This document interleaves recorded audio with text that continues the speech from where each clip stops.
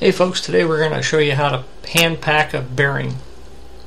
This conventional roller bearing, like a wheel bearing, needs to be greased before it's installed. Notice there's a very narrow gap between the inner and the outer race. If you flip it over, there's a fairly wide gap between the inner and outer race on that side, and you can see the ends of the rollers. That's the side we're going to pack full of grease.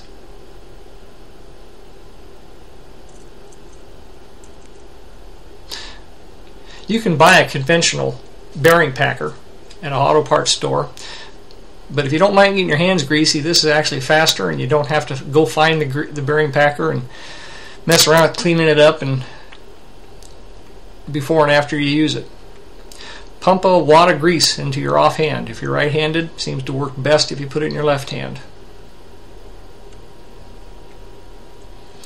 Then simply push that open end of the bearing into the grease and pull it across the skin of your hand.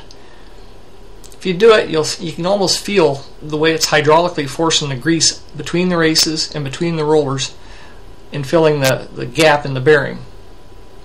You can see there's a little bump of grease starting to show there, and that's where the grease is being forced up through the rollers, and that's what you're looking for. Those little ridges of grease mean that those two rollers are completely full of grease, and that's what you want. It's a good time to mention that we may call this packing a bearing, but you really don't want to pack a bearing.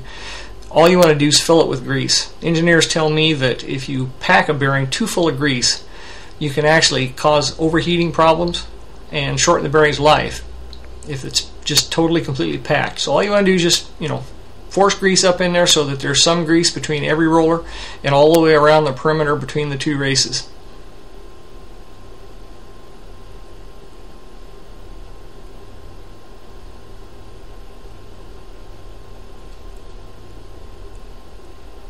You can see that it's kind of a sloppy job, but by the time you're done, all the rollers are greased internally and externally, and the bearing's ready to install.